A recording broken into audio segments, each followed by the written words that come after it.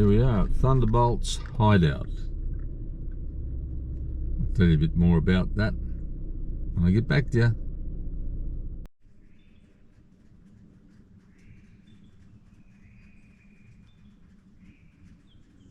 Let's see how far this is.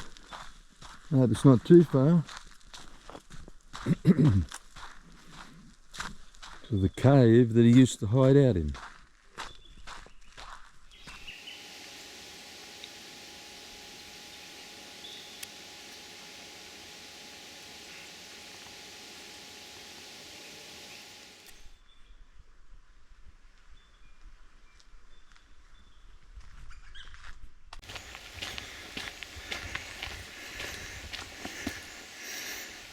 Okay.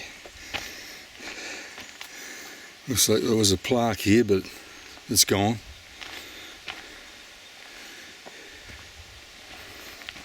But here, it's a mirror maze.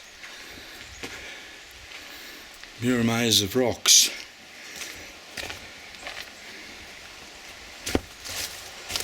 Yeah. What a great place to hide out back in the 1800s.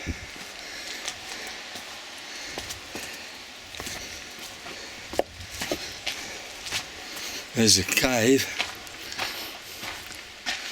Wow.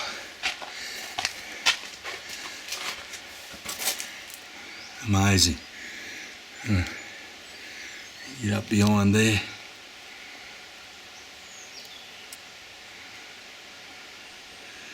I ain't going up in there.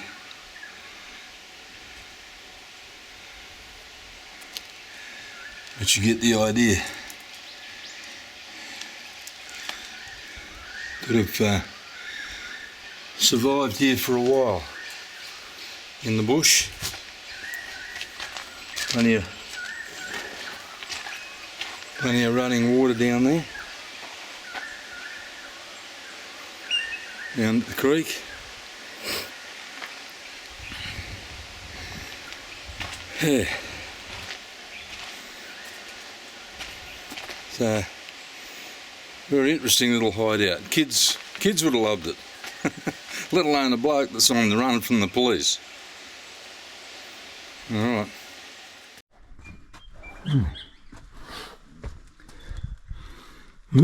What's up here? Oh, that's a tight squeeze. Yeah.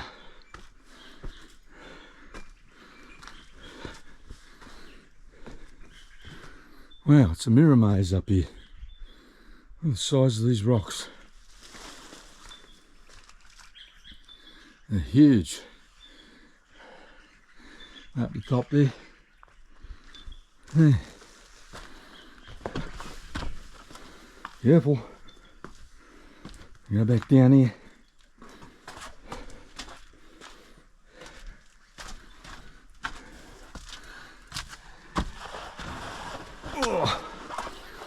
Hope you don't get an earthquake right now. Very interesting place.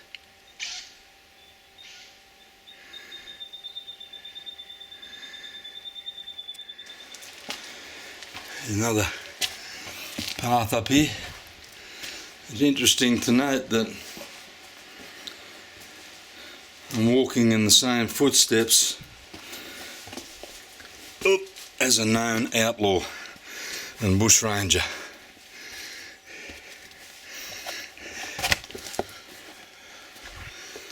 There.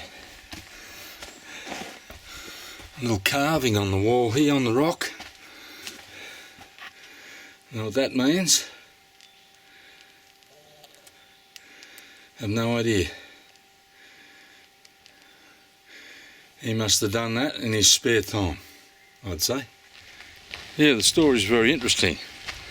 Apparently, Frederick Ward, also known as Captain Thunderbolt, was a great stockman, horseman, and apparently him and another fella tried selling some horses at the sales, and they claimed that the documents were a fraud. false. So he ended up in court and pleaded his innocence, that he didn't know that the horses were stolen, and ended up being sentenced to 12 years in the infamous convict prison Cockatoo Island near Sydney. Anyway, 12 years is a long time for horse theft, but him and the other fella got out on good behaviour after about 3.5 years, but they failed to report, which was part of their bail conditions.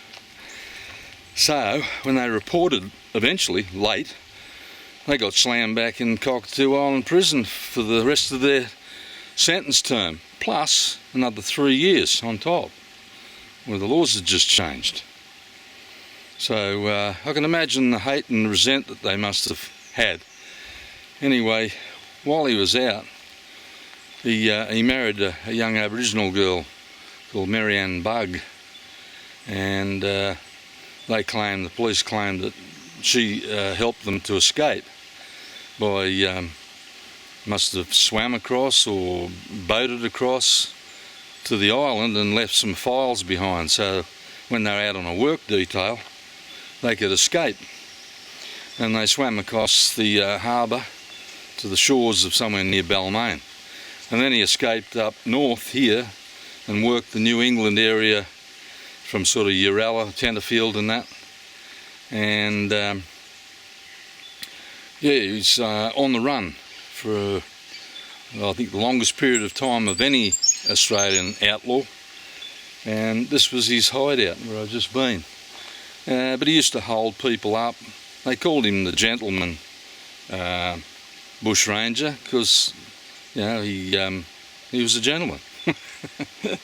Oftentimes, you know, people that were convicts out here, sent out here as convicts, were railroaded by the British Empire to fill up the colonies, and they just sent them out here. But anyway, getting back to this guy, yeah, he used to go up and down the highways here, which were just dirt roads at the time, dirt tracks, and hold people up for money. But he would have had water, and he had to buy food. But yeah, they escaped from Cockatoo Island, the only two that ever did, and apparently they swam across the harbour to the shores of Balmain, where from there they headed off into the bush and come up. Well, they went their separate ways apparently. Anyway, you can go on the internet and find out the story of Captain Thunderbolt. There's a lot of mysteries involved in it as well, whether it actually was Frederick Ward or the other fella, or whether they chose to both use that name to confuse the police. Who knows? But he was eventually shot by a trooper, shot in the heart, and in an altercation at a place called Kentucky Creek, believe it or not. You American viewers out there? Yeah, Kentucky Creek. And he's shot in the heart, and there is photographs online of his body and how they opened him up to see where the bullet went. I think it looked like he had several bullets in him actually. But yeah, there's a lot of Australian history that's not really told anymore, or not known certainly by a lot of the newcomers. We had many outlaws, including Ned Kelly and Mad Dog Morgan. Mad Dog Morgan was a wild guy. This guy was tame compared to him, I think. But anyway, I'll keep going. Oh, P.S. Another one was Frank Gardner. I got a book about him given to me by my daughter-in-law, which I am reading, and I think he was involved in one of the biggest gold robberies of the time, back in the 1800s. Yeah, Frank Gardner, who had many aliases, but yeah, they robbed the gold coach and got away with heaps of gold. Okay.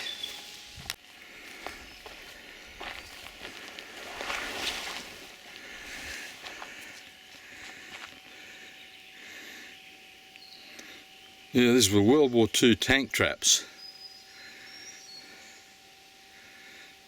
And, whoop, careful. Although they're pretty antiquated, this was sort of part of the last line of defence from Queensland into New South Wales. Just wooden spikes all through the bush, and they're everywhere. Lots of them are rotted off, but apparently over on the Clarence River there was concrete spikes placed over there, but here we just have wooden spikes everywhere. You see them all through the bush. So it looks like they've got this cordoned off, possibly for work, or the fact that it may be a bit dangerous up here. Oh right, they got a machine here, a little excavator, doing a bit of work on a track, no doubt. Probably a better track that's going to come in to these tank traps, and that's all part of them. They're all just buried in the bush now after World War II, and there's a track going up there which they've probably cleared, come around here, and it's going to go down there to out onto the road. Oh, that's good that they're at least going to try and preserve some of our past history. Yeah, I'll get back to you.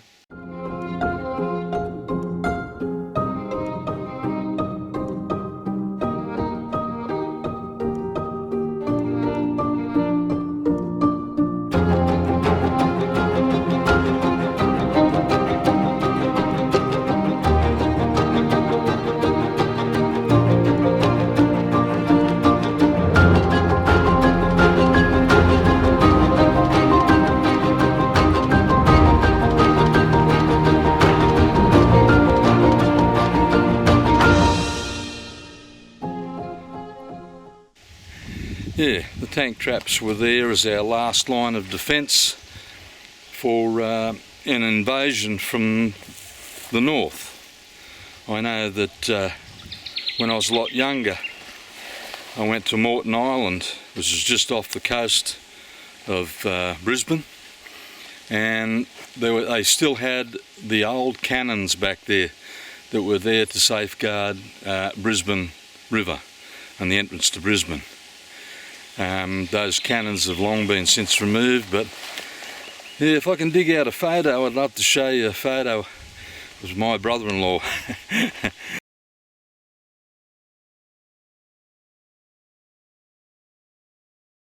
when we went to the island, my brother-in-law and I, we just roughed it on the island, and we slept on the beach under a tarp, and then we made it over to the shipwreck site at Tangalooma and went up the western side of the island and found these bunkers with these big cannons. And yeah, my brother-in-law climbed one of them. He was like a big goanna. He loved doing stuff like that. And I got a photo of him somewhere at home, buried away, with him up the end of the barrel of this massive cannon. But we went inside the bunkers, and yeah, so we had lots of those sorts of lines of defence from an invasion from the north.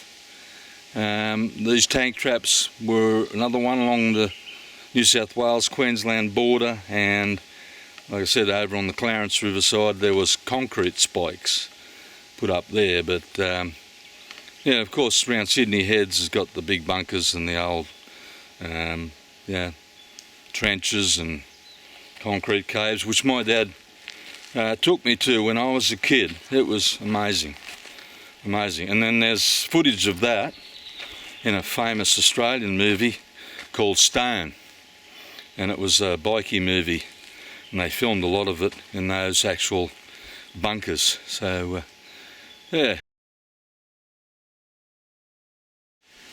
sadly I think the time is coming again soon where we will have to defend our own country again, maybe defend it from itself. Very sad. Just doing a test pan. Yeah, I just thought I'd do a test pan of this little creek. Here it is. That's it. Just behind that log there. Can't see no bedrock. But I thought I'd just dig out behind the log. Got a pan there and see how we go.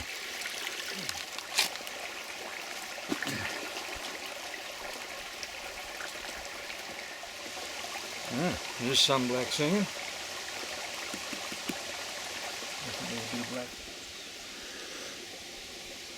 Oh yeah, that's some little, just little specks. There they are. I don't know if you can actually see them up there. Just some little specks. Little fly poops. There is a few though. There are a few of them. Okay. Oh well, that means there is gold in this creek. Yeah. Just have to find a spot where it was really dropping out, or a good catching spot. Well, I can't really find one here yet, but I don't know if I've got time to look around. I need to get back to my other creek. Okay, I'll keep going. I've panned a few pans and it does have gold. I've only got some specks, but still I'm right near the road and that's where everybody hammers it. I can see that people have been there. So you need to go down a bit further, I think, to get away from right on the edge of the road. But I'm getting specks out of there, so that's promising. It's another gold creek. So yeah, just got a bit in the pan now and I snuff her up, a bit of black sand with a few specks, and then I'm gonna head off to another creek. Okay. Right, this is a little creek. I'm going to stay here. I'm getting specks. That's all so far, just specks. It goes down that way.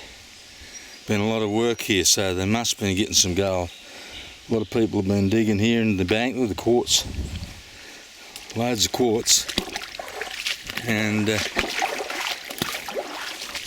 up here, someone's dug out under there. It's severely gone in there. So I don't think they do that much work for nothing. So I'm going to carry on from where they left off. Not so much under the bank, but just out here in front. Right there, where the water comes through. So I'm getting specks at the moment and I'm just dumping them straight into the bucket with the black sand. Because that black sand will be rich enough to have more gold in it, I guarantee it. Okay, I'll keep going. Any bedrock down here, but I know there is bedrock here. Look at the quartz. Look at the quartz in the shovel. Look at that. Chunky quartz. Not that that means much. It's a good indication though that we've got black sand, we've got quartz and we've got specks of gold. So what more could you ask for? Big gold, big. That's what I want, big gold. Yeah, that's what I meant about micros. But there's a lot in that one. And if it's a numbers game, if you get enough of them, that'll be good. So I've got to keep going. Okay? Well, they're only micros, but there must be 50 odd bits in there. 50 odd pieces. There's just loads of them. And that's what I mean, that's what I need. Lots like that. I'll keep going.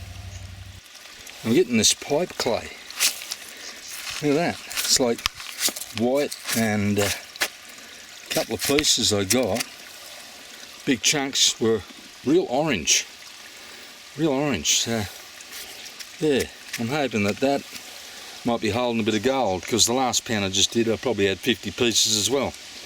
But they're all micro pieces, you know, small bits, but you get enough of them.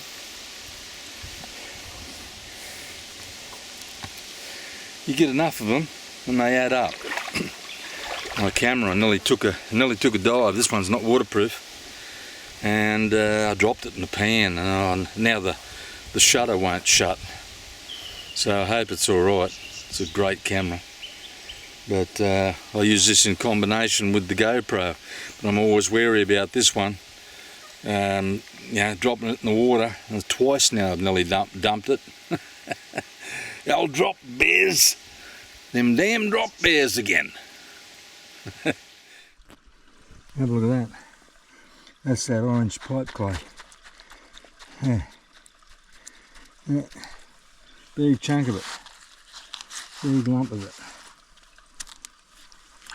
I'm hoping that holds a bit of gold, but look at the quartz in here. Every shovel. I'll show you when I pound it down a bit how much quartz is there. Yeah. That orange stuff breaking up. All I'm going to do is one hand just so I can show you the quartz that's in it.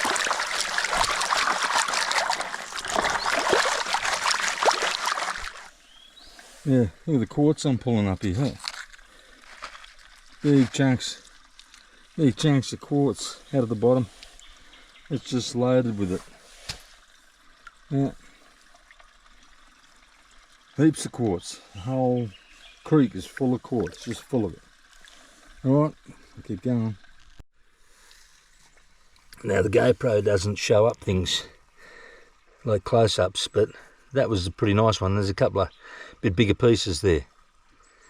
One there right at the top, you might be able to just... Yeah, there's a couple of bigger bits there. Oh, I just lost them, I think. There they are, in there. Hard to get the thing right. Yeah, this doesn't focus real close up, but there they are there. And lots of little micros in that as well, but a couple of bigger bits. Yeah, that's alright. I'll keep going. I wish I could take some of this home. If I could pump a couple of buckets I would, but I can't. I'm just going to have to shovel it. And if I shovel it, means I'm going to get a lot of overburden for nothing and probably not a lot of gold, but I'll have to do it, I think. Just have to do it.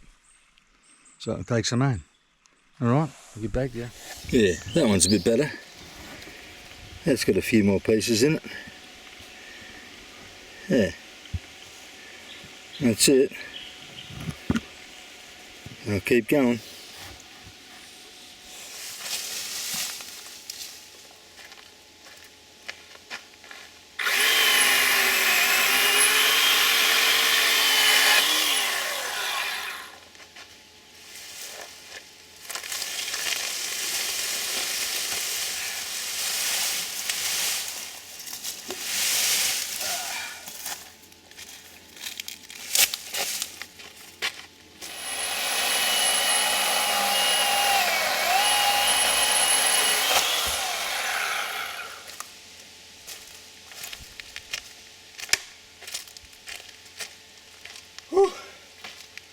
All done.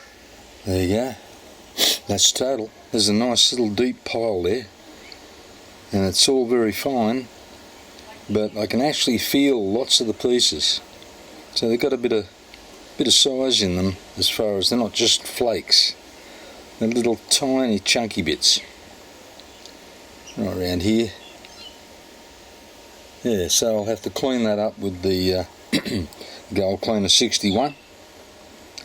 And then I'll do a weigh up on it. Okay. Shouldn't be a lot. I didn't do many hours out there, but I had a good day. Had a fun day all round.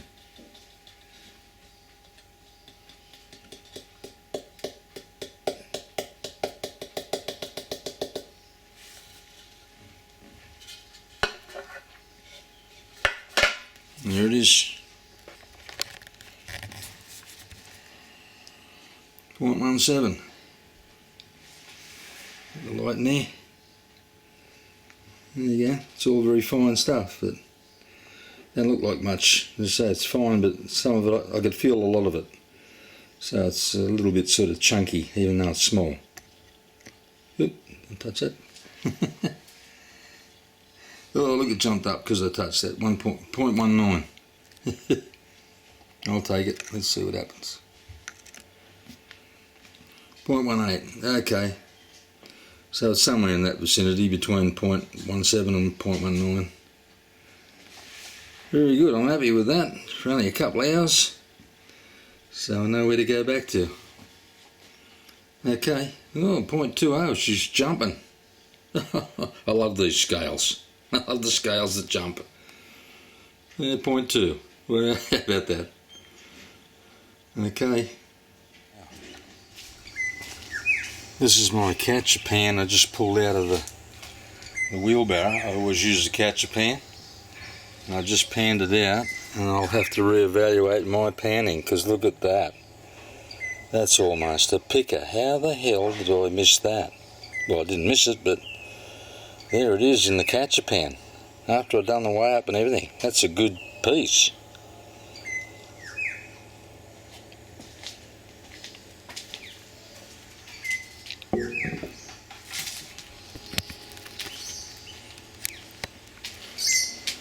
Wow. That makes me think. I usually check those catcher pans, they have nothing in them. But that's why I use one. I always use a catcher pan in my wheelbarrow so that I can pan out the end just to see if I've missed anything. But that blows me away. I might have seen a speck, but that's damn near a picker. And yeah, that's a worry. How did that escape? Oh, end up getting it, that's the main thing. Okay, that's it for me for another day. And I got to sign off with the GoPro because my other camera's been wet and it's playing up. So I hope I can get the footage off it. That would be a bummer if I couldn't get the footage back off it. So I have to get home and try and dry it out. But it was going to happen one day, and I've been pretty lucky with it really. So okay, I got all of the cons in a bucket, and I got a half a bucket to take home with me. So I'll deal with it when I get home, and I'll upload it what I get on this vid. It's small gold, all small gold, but I think I got a bit of it, and I didn't get here till about 11, and it's like 1:30 now. So not a long day because I had other things I had to do. Okay, so hopefully I'll catch you on the next one, but please give it a thumbs up, and just like to say cheers. Bye.